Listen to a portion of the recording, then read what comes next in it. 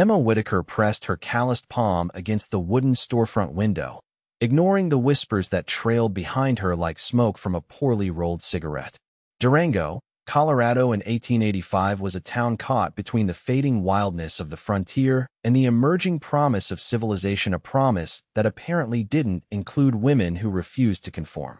"There she goes again in those men's boots," came the predictable mutter from Mrs. Holloway, the milliner whose shop displayed dainty women's hats that Emma wouldn't be caught dead wearing. "It's downright unnatural." Emma straightened her back and continued down the dusty main street, the heavy leather boots making satisfying thuds against the wooden sidewalk. They were practical, comfortable, and most importantly, hers. She'd saved for months from her earnings at her father's newspaper office to buy them after her last pair of dainty women's boots had split open during a rainstorm. At 24, Emma had long since stopped caring what the proper ladies of Durango thought about her. Or at least, that's what she told herself as she pushed open the door to her father's newspaper office, the Durango Chronicle. "Morning, Pa," she called, hanging her hat on the rack by the door. James Whitaker looked up from his printing press, ink smudged across his weathered face. "Morning, Emma. Got a new assignment for you today." Since her mother's passing 5 years earlier, Emma had gradually taken on more responsibilities at the paper, transitioning from merely helping with typesetting to writing articles and conducting interviews. It was hardly considered proper work for a lady, but with no brothers to inherit the business, James had pragmatically taught his only daughter everything he knew. "The Cattlemen's Association is having their spring meeting this afternoon. I need you to cover it. There's talk they're bringing in some new blood to help manage the growing herds north of town." Emma nodded, already thinking about the questions she would ask. She grabbed her notebook and pencil, tucking them into her satchel. "I'll head over to the meeting hall now. Better to be early than miss anything important." As she made her way across town, Emma couldn't help but notice the stagecoach pulling up outside the Grand Hotel. New arrivals always brought a sense of anticipation to Durango, new faces, new stories, perhaps even new subscribers to the Chronicle.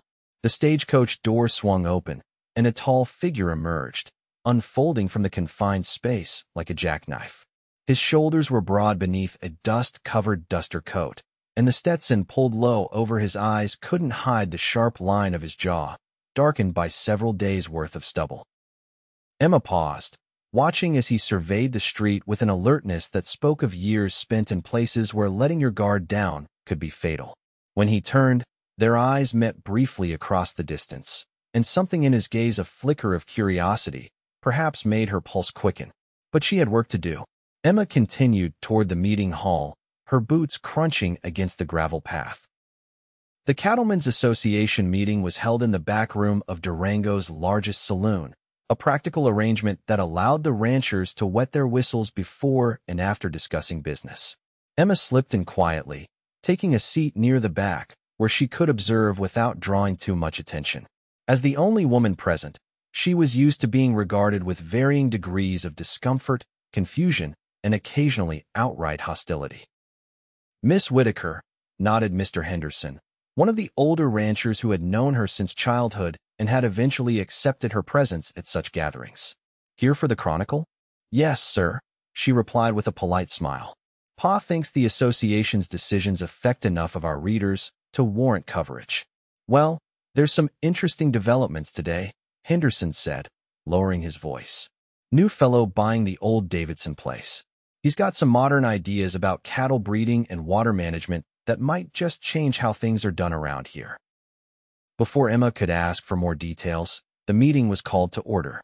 She flipped open her notebook, pencil poised to capture the essential points of discussion.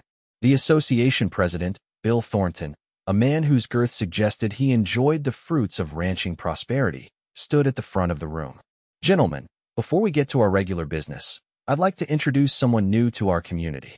He's purchased the Davidson Ranch and comes to us with considerable experience from Texas. Mr. Reese Vaughn." A murmur swept through the room as the man Emma had seen disembarking from the stagecoach entered through the side door. Up close, he was even more imposing, tall and lean but solid, with eyes the color of a summer storm. He removed his hat, revealing dark hair that curled slightly at the ends. "Afternoon," he said, his voice carrying a hint of Texas drawl that somehow softened the hard edges of his appearance.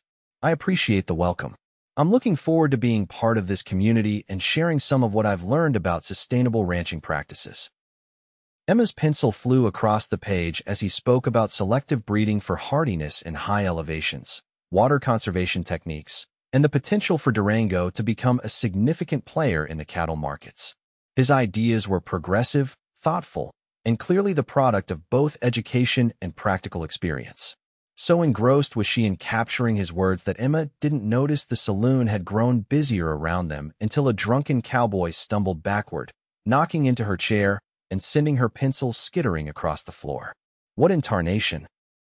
The man slurred, turning to find the source of the obstruction. His bloodshot eyes widened as they focused on Emma. A woman?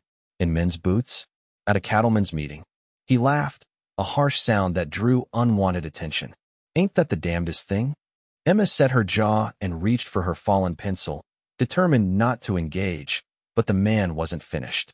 "Look at this, boys. Lady thinks she's a man." He gestured dramatically at her boots. "Those ain't lady's feet. What kind of woman wears boots like that?"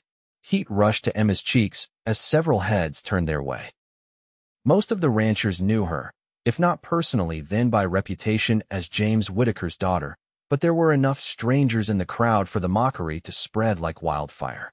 "The practical kind," she said firmly, standing to her full height, which still left her a good head shorter than her tormentor. "Now if you'll excuse me, I have work to do."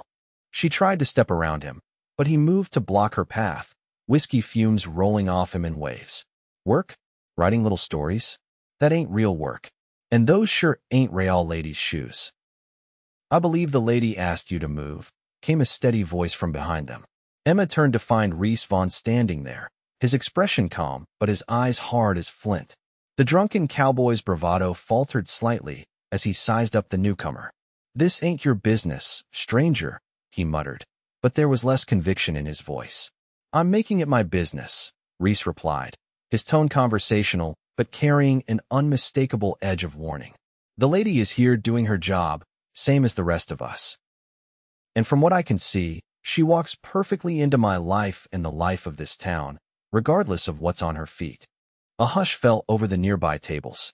Emma felt something flutter in her chest that had nothing to do with embarrassment and everything to do with the way Reese Vaughn was looking at her with respect, and something else she couldn't quite name. The drunk cowboy, sensing he was outmatched, mumbled something incoherent and shuffled away toward the bar. "Thank you, Mr. Vaughn," Emma said, lifting her chin. "Though I should tell you, I'm quite capable of handling difficult men."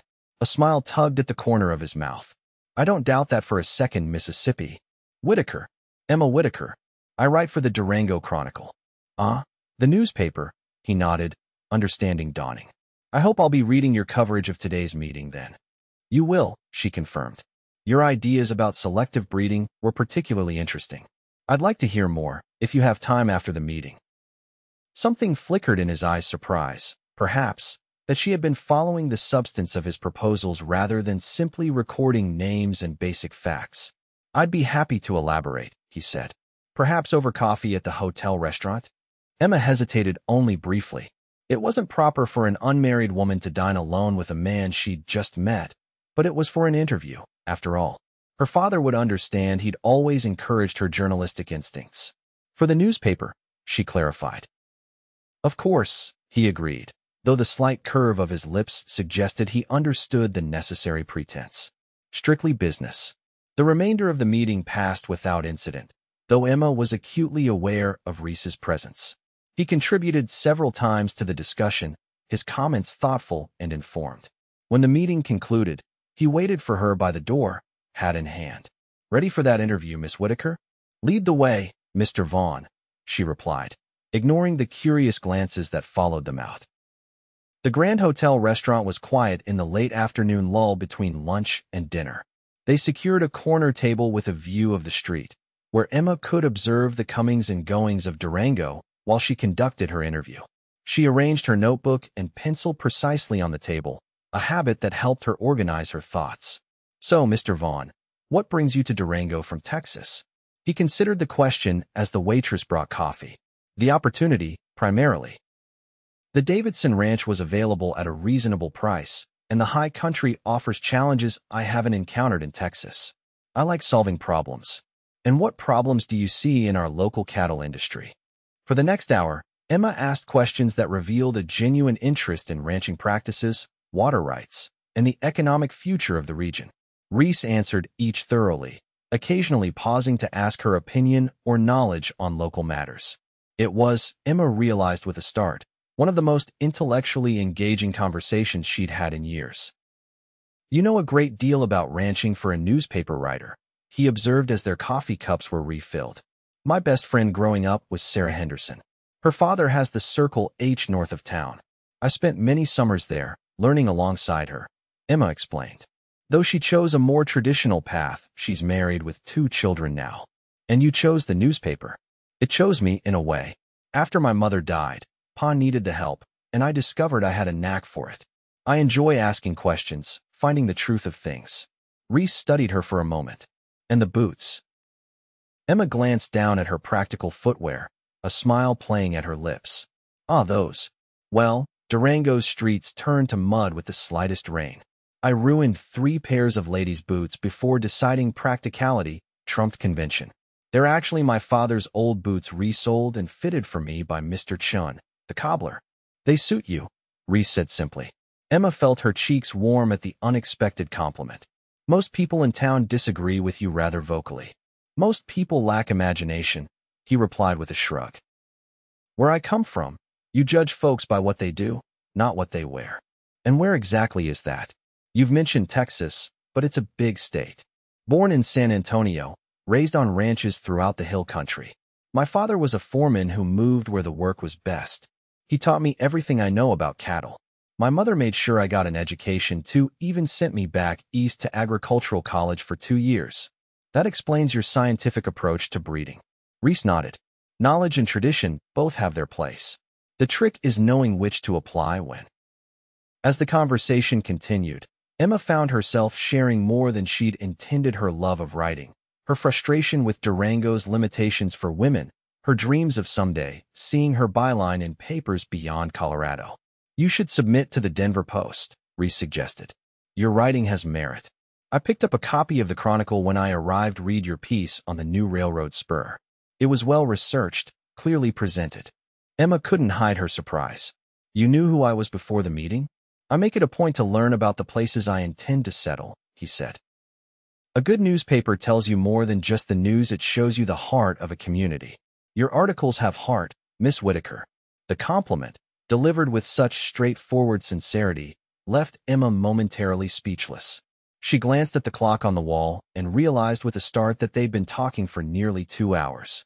"I should get back to the office," she said, gathering her notes. "Pa will be wondering where I am. Thank you for your time, Mr. Vaughn. This will make an excellent article." "The pleasure was mine," he replied, standing as she rose. "Perhaps once your article is published, you might be interested in visiting the ranch, seeing some of those breeding programs I mentioned firsthand." Emma hesitated. It was an innocent enough invitation, but she couldn't ignore the flutter in her chest at the prospect of seeing him again. "For a follow-up piece, you mean?" "If that's what it takes to convince you," he said with a smile that suggested he understood the propriety she was attempting to maintain. "I'll consider it," she replied, allowing herself to return the smile. "Good day, Mr. Vaughn." "Good day, Miss Whitaker." As Emma walked back to the Chronicle office, her mind was filled not with the notes she'd taken, but with the man who had defended her, who had seen value in her work and her practical choices rather than dismissing them as unwomanly. It was, she realized, a dangerous path for her thoughts to travel. Reese Vaughn might be different from the men of Durango, but that didn't mean his interest was anything more than professional courtesy. Still, when she wrote her article that evening, she found herself taking particular care with the sections about the new rancher and his innovative ideas. The following week brought unseasonably heavy spring rains to Durango, turning the streets into rivers of mud and making Emma particularly grateful for her sturdy boots. She'd published her article about the Cattlemen's Association, giving significant coverage to Reese's plans for the Davidson Ranch, now renamed Stormline Ranch for the natural creek that bisected the property. The article had been well received, with several merchants commenting that it was the most interesting coverage of a cattleman's meeting they'd read. Even her father had raised an eyebrow at the depth of detail she'd included about selective breeding techniques. "Thorough work, Emma," he'd said, which from James Whitaker was high praise indeed. She hadn't seen Reese since their interview, though she'd heard he was busy hiring hands and setting up his operation. She told herself she wasn't disappointed, that their interaction had been purely professional, but found herself glancing toward the door whenever the bell above it jangled. On Wednesday afternoon, James asked her to deliver the weekly edition to their subscribers on the north side of town, a task usually handled by a local boy who was down with a spring cold. "Take the wagon," he suggested, eyeing the mud outside. "Those boots of yours are practical, but even they have their limits." Emma happily took the reins of their sturdy delivery wagon, enjoying the rare opportunity to drive herself around town without escort. She made her deliveries efficiently, saving the Henderson Ranch for last, as she hoped to visit briefly with her friend Sarah if time allowed. The road north of town was particularly treacherous after the rains, with deep wheel ruts filled with murky water. Emma navigated carefully, grateful for the wagon's high clearance. She was about halfway to the Henderson place when she spotted a rider ahead, his horse picking a careful path through the mud. As she drew closer, her heart gave a treacherous leap of recognition. Even from behind, there was no mistaking Reese Vaughn's broad shoulders and straight posture in the saddle. He turned at the sound of the wagon, and his face broke into a genuine smile of pleasure when he saw her. "Miss Whitaker," he called, guiding his horse alongside the wagon as she slowed. "Seems we're both braving the elements today. Newspaper deliveries wait for no weather," she replied, returning his smile. "Where are you headed?" "The Henderson place. Looking to purchase some of their Hereford stock to crossbreed with my Longhorns." "And you?" "The same as it happens. The Hendersons are weekly subscribers." "Then perhaps you'll allow me to ride escort?" he suggested. "These roads can be treacherous after such rains." As if to emphasize his point, the wagon will hit a particularly deep rut, causing the vehicle to lurch alarmingly. Emma fought to control the startled horse, but the wheel was stuck fast in the mud. Reese dismounted in one fluid motion, handing his reins to Emma before examining the trapped wheel. "You'll need to back it out slowly," he advised, positioning himself to push. "On my count." Working together, they freed the wagon, though not without considerable effort that left Reese splattered with mud up to his knees. He laughed as he looked down at himself, a rich, warm sound that made Emma smile despite the delay. "I don't think I've improved my appearance for visiting potential business partners," he observed, attempting to brush off the worst of the mud. "The Hendersons won't mind," Emma assured him. "Mr. Henderson judges a man by how he handles himself in difficulties, not how clean his boots are." "A philosophy we share," Reese said, swinging back up into his saddle. "Shall we continue?" They reached the Henderson Ranch without further incident, where they were greeted warmly by the family. While Reese discussed cattle with Mr. Henderson, Emma visited with Sarah in the kitchen, helping her friend prepare coffee and refreshments for the men. "So that's the new rancher everyone's talking about," Sarah observed, peering through the window to where Reese and her father were examining a prize bull in the nearby corral. "Handsome, isn't he?" "I hadn't noticed," Emma lied, concentrating very hard on slicing the apple pie. "Of course not," Sarah teased, her eyes twinkling. "Just like you haven't noticed, he keeps looking back at the house every few minutes, probably wondering where you've disappeared to. He's just being polite. We happen to be traveling the same road." Sarah hummed skeptically. "That's why Pa mentioned he specifically asked if you were the one who usually delivered the paper. Said he had some follow-up questions about your article." Emma nearly dropped the pie server. "He asked about me?" "Not directly, but a woman who's been married for 5 years learns to read between the lines," Sarah said with a knowing smile. "You should bring the men their coffee. I need to check on little James anyway." Before Emma could protest, Sarah had thrust the tray into her hands and disappeared up the stairs to the nursery. With no choice but to follow through, Emma carried the refreshments out to the corral, where Mr. Henderson and Reese were deep in conversation about bloodlines and grazing techniques. Both men looked up as she approached, but it was Reese's gaze that she felt most keenly. "Perfect timing, Miss Whitaker," Mr. Henderson called. "We were just about parched." Vaughn here knows his cattle. I'll give him that. High praise coming from you, sir, Reese replied, taking a cup from Emma with a nod of thanks. His fingers brushed against hers briefly, sending a ridiculous shiver up her arm. I understand from your article that you've spent some time on the Henderson Ranch yourself, Miss Whitaker. Many summers, she confirmed. Though I was more interested in riding the horses than learning about cattle breeding. Emma could outride most of the hands, Mr. Henderson said proudly. Still can, I'd wager. Now that I'd like to see, Reese said, his eyes meeting Emma's with a warmth that made her cheeks flush. Perhaps another day, she demurred. The roads will only get worse if I delay much longer. You can't possibly drive back alone in this weather, Mr. Henderson protested. The creek crossing will be high with all this rain. I'll escort Miss Whitaker back to town, Reese offered immediately. I've concluded our business for today, and I'm heading that way regardless. Mr. Henderson nodded approvingly. Good man. I'll have my boy hitch up your horse to ride alongside. Before Emma could formulate a polite refusal, the arrangements were made, and she found herself seated beside Reese on the wagon bench, her father's delivery horse tethered behind them, and Reese's mount tied to the back of the wagon. You didn't need to do this, she said as they pulled away from the Henderson Ranch. I'm perfectly capable of driving myself. I don't doubt your capabilities, he replied easily. But even the most skilled driver can use assistance when nature decides to turn roads into rivers. Besides, I've been hoping for a chance to speak with you again. Oh. Emma tried to sound merely curious rather than hopeful. Your article was excellent. You made my ideas sound considerably more coherent than I fear I presented them. You were perfectly coherent, she assured him. I merely organized the information for the reader's benefit. Well, I appreciated it. I've had 3 ranchers approach me about participating in the breeding program once it's established. That's wonderful, Emma said sincerely. Durango could benefit from some fresh approaches. Speaking of fresh approaches, Reese said, navigating around a particularly deep puddle. I wondered if you might be interested in that tour of Stormline we discussed. There's a particular view from the North Ridge that I think would make an excellent subject for a feature article the kind that might interest the Denver Post. Emma glanced at him sharply. You remembered. I remember everything you've told me, he said simply, keeping his eyes on the road ahead, including your ambitions beyond the Chronicle. The statement hung between them as the wagon bumped along, laden with implications Emma wasn't sure she was ready to examine.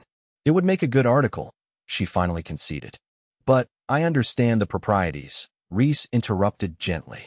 Your father would be welcome to accompany you, or perhaps Mrs. Henderson if you prefer a female chaperone.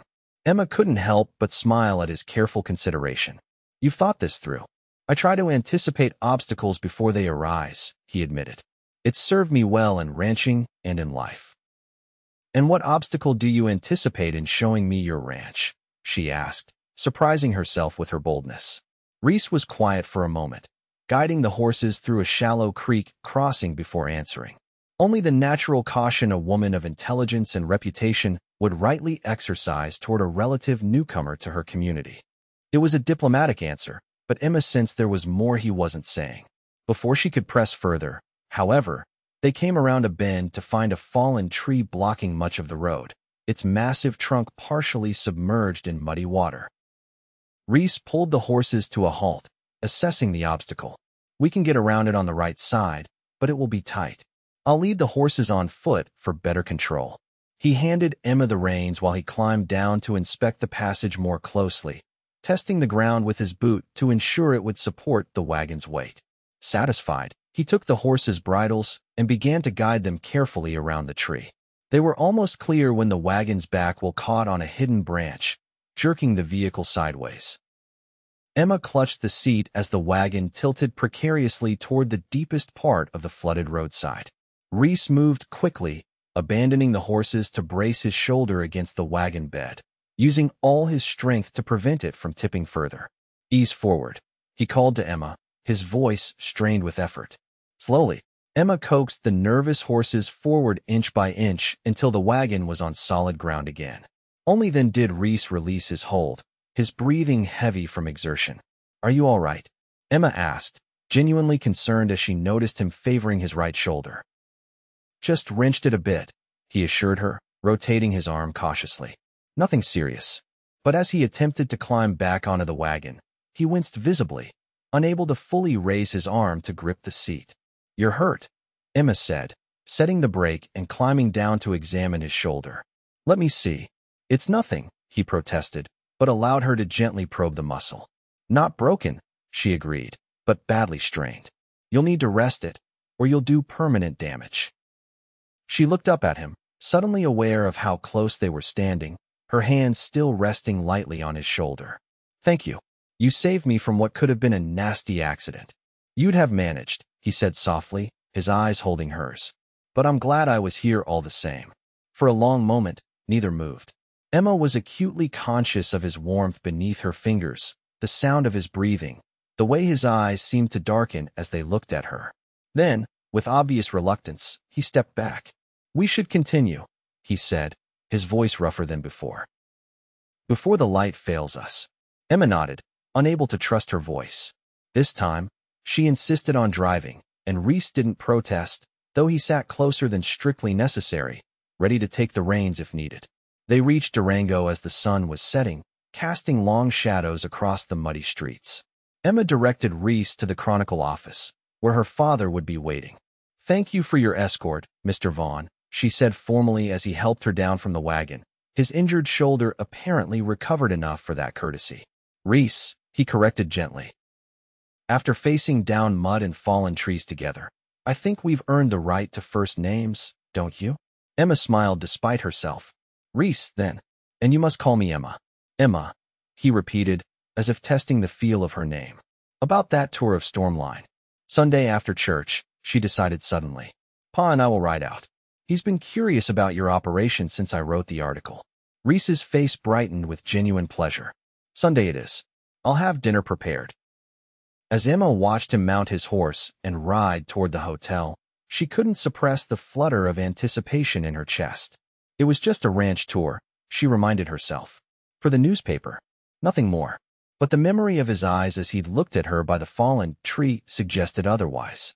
Sunday dawned clear and warm, the rains finally giving way to Colorado sunshine. Emma dressed with particular care, selecting her best riding skirt and a blouse that brought out the green in her eyes. She wore her practical boots. Of course, the muddy conditions demanded nothing less but polish them until they gleamed. Her father noticed her attention to detail with a raised eyebrow, but made no comment as they rode north after church services. James Whitaker was a man of few words but keen observation, and Emma suspected he understood more about her interest in Stormline Ranch than she was ready to admit, even to herself. Reese greeted them at the main gate, mounted on a magnificent black gelding that pranced sideways in excitement. He'd clearly made his own preparations for their visit, his usually dusty ranch clothes replaced with a clean shirt and vest, his dark hair neatly combed beneath his hat. "Welcome to Stormline," he said, his eyes lingering on Emma before addressing her father. "Mr. Whitaker, it's an honor to finally meet you. Your daughter's article did my modest operation more justice than it deserves."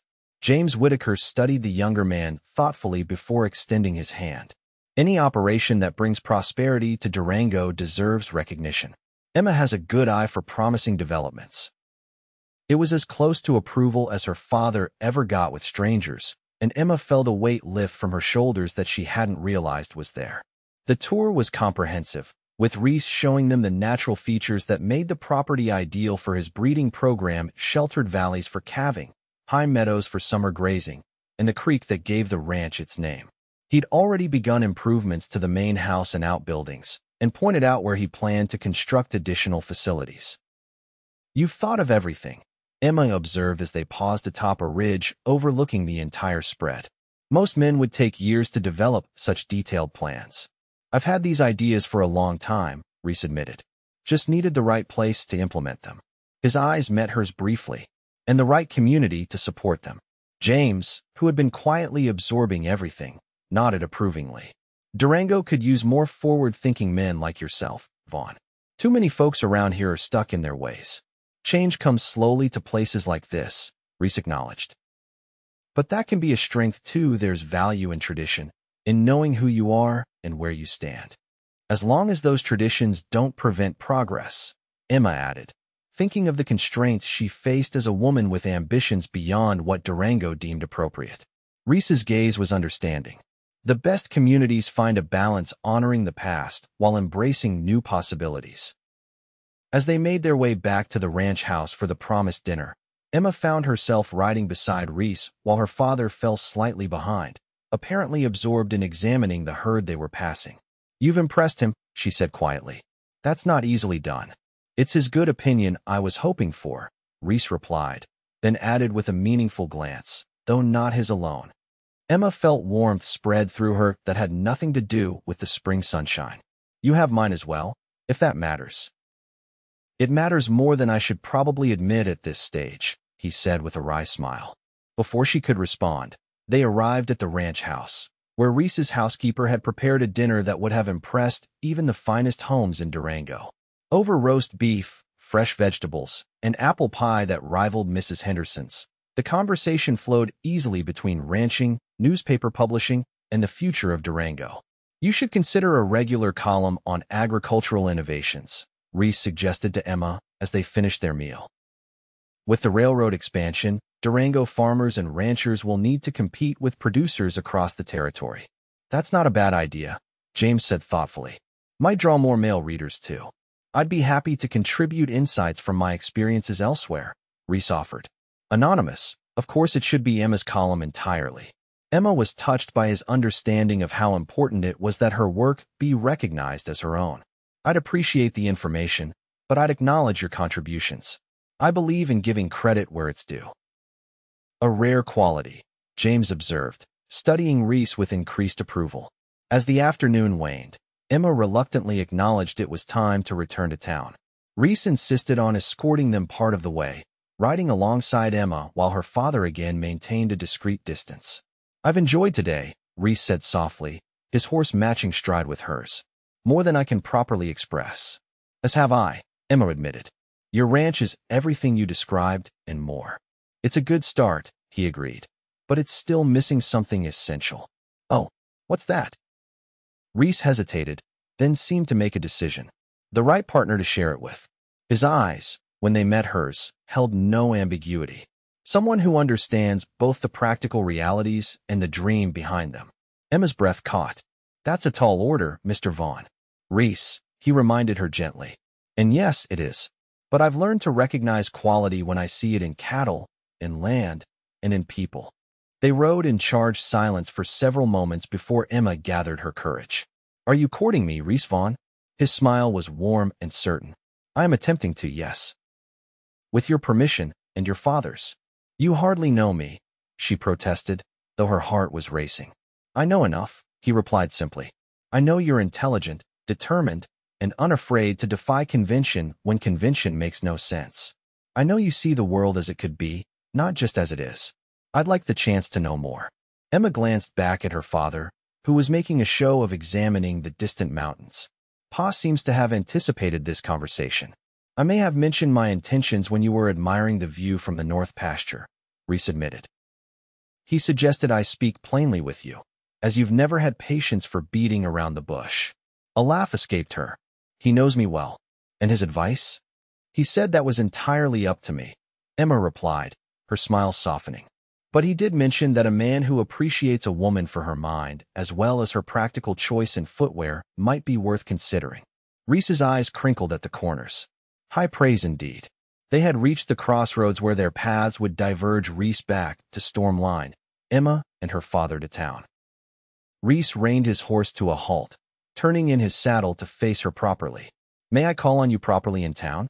Perhaps take you to dinner at the hotel restaurant again, not for an interview this time." Emma considered him, this man who had defended her choices and seen value in her ambitions, who had built a ranch around progressive ideas and wasn't afraid to learn new approaches. A man who had said, without embarrassment or qualification, that she walked perfectly into his life boots and all. "Yes," she said simply. "I'd like that very much." His smile was like sunrise breaking over the mountains. "Tomorrow evening?" "Tomorrow," she agreed, surprised by the certainty she felt. "I'll wear my boots." "I'd be disappointed if you didn't," he replied with a warm laugh. As Emma rode back to Durango beside her quietly satisfied father, She reflected that sometimes the most practical choices like men's boots on muddy streets led to the most unexpected happiness. By the following spring, Emma Whitaker became Emma Vaughn in a ceremony attended by most of Durango. She wore a beautiful white dress, but underneath visible only when she lifted her skirts to climb into the wagon that would take them to their new home at Stormline were a pair of polished leather boots, practical and strong, like the partnership she and Reese were building together.